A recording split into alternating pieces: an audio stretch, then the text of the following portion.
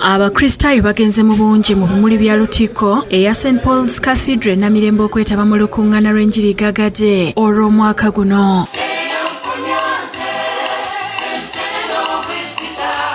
Lwetabiddwako omulabirizi w'e Namirembe Moses Banja, omulabirizi owa North Kigezi Onesmus Asimwe era nga yabadde omubuulizi omukulu okwosaako Reverend Samuel Muwonge akulira ekitongole ekibuulizi ky'enjiri mu bulabirizi buno, ababaka ba Paalamenti n'abaweereza abalala. Olukuŋŋaana lusoose kutaataaganyizibwa ekiro ky'enkuba ey'amaanyi etonnye wabula Abakristaayo tebaseguse.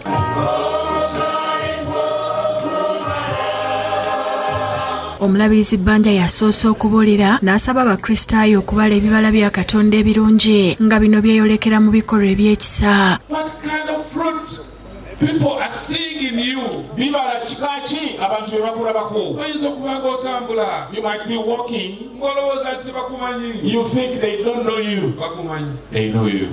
And even God knows you very well. Iyo omulabirizi Asiimwe alaze obwennyamivu olw'ebikolwa eby'obuli bw'enguzi ebifumbekedde mu ggwanga ku buli mutendera n'asaba Katonda okukwata ku mitima gy'abantu. Corruption in Uganda is at its peak. Obuli bw'enguzi mu Uganda buli waggulu nnyo.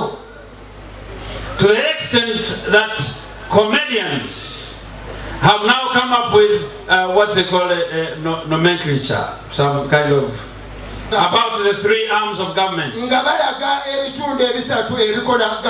know, the first one is the executive. They have called it the executives.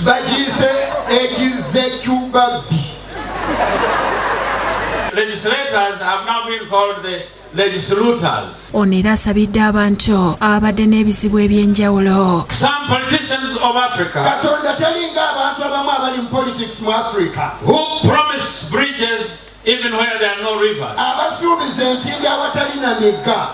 When he promises, he fulfills.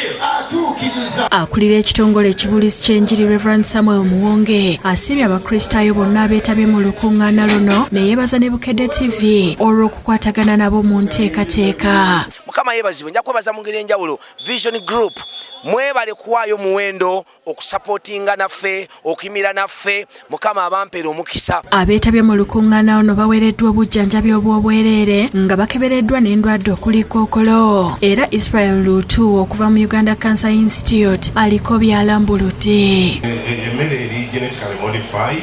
Most of the foods that we get emmere eyo gye bakola obukozi. Era ebeera mu mikebe.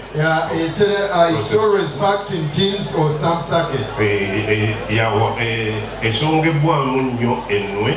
It has been one of abakyala twekise kansa bwe bulwadde obuli omuntu nga tabuwulira ogenda okutegeera ng'olina kansa oba oli mu stage 4. Olukuŋŋaana lukomekerezeddwa n'okukwasa abawanguzi mu mpaka z'okuyimba ezaategekebwa ebirabo ne satifikeeti ng'obusumba bw'ekira bwe bwawangudde mu kuyimba era omulabirizi Banja abakwasiza engabo y'obulabirizi. Abeekirera be baakiikirira obulabirizi bw'e Namirembe mu mpaka z'obulabirizi mu kitundu kya Buganda ng'olwaleero bamwanjulidde engabo gye baawangula mu butongole. Maria Nantumbwe yakusakidde eggulire lino ku lwa Bukedde TV.